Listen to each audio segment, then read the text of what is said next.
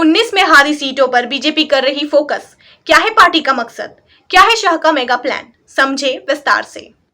यूं तो साल 2019 के लोकसभा चुनाव के नतीजों को बीजेपी के लिहाज से 3 श्रेणियों में बांटा जा सकता है। पहला, वो 10 राज्य जिनमें बीजेपी ने लोकसभा की सारी सीटें जीती थी, जैसे गुजरात और राजस्थान। दूसरा, वो 11 प्रदेश जहां बीजेपी एक भी सीट नहीं जीत पाई, जिनमें केरल और तमिलनाडु शामिल है। तीसरा, बाकी वो राज्य जहां सहयोगियों और अपने दम पर बीजेपी ने बेहतर प्रदर्शन किया, जैसे महाराष्ट्र और बिहार। लेकिन साल 2019 के लोकसभा चुनाव के नतीजों को बीजेपी जीते हुए या हारे हुए राज्यों के नजरिए से नहीं देख रही है। बीजेपी का फोकस है उन सीटों पर जहां 2019 में वो नंबर 2 और नंबर 3 पर रहे। ऐसी सीटों की संख्या 144 है। बीजेपी अध्यक्ष जेपी नड्डा और अमित शाह ने पार्टी के वरिष्ठ 25 मंत्रियों के साथ चर्चा की।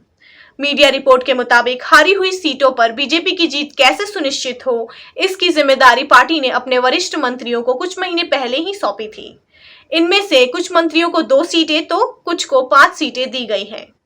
इसके तहत हर मंत्री को इन सीटों पर जिम्मेदारी दी गई है ताकि वो वहां जाए और कम से कम 48 घंटे बिताए, ताकि आम जनता की नब्ज टटोल सके।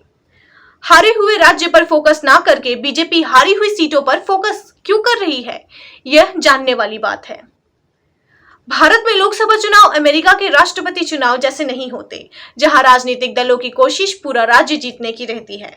भारत में लोकसभा चुनाव पर पार्टियां पूरे राज्य में दमखम नहीं लगाती, वो सिर्फ सीटों पर जोर देती है। मान लीजिए पूरे राज्य में अगर किसी पार्टी का जनाधार नहीं है, उनका केवल 5% ही वोट है। ऐसे में पार्टी पूरे राज्य में जोर लगा दे और वोट प्रतिशत 12% आ भी जाए और सीटें पार्टी को ना मिल पाए, तो उस वोट प्रतिशत के बढ़ने का पार्टी को कोई फायदा नहीं होगा। इस वजह से राजनीतिक दल लोकसभा चुनाव में सीटों पर फोकस करती है और विधानसभा चुनाव में पूरे राज्य पर।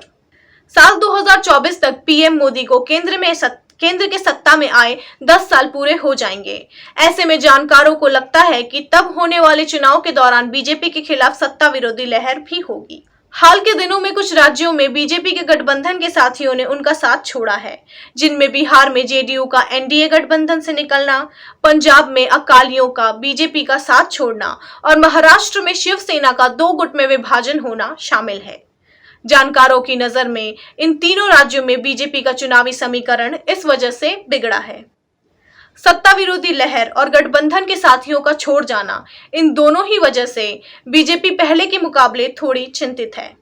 बीजेपी मानकर चल रही है कि इन वजहों से पिछली बार के मुकाबले उनकी सीटें थोड़ी कम हो सकती हैं। इस वजह से बीजेपी को इन राज्यों में नुकसान की भरपाई कहीं और से करनी ही होगी, जिसके लिए उन्हें हारी हुई सीटों पर फोकस करना पड़ रहा है।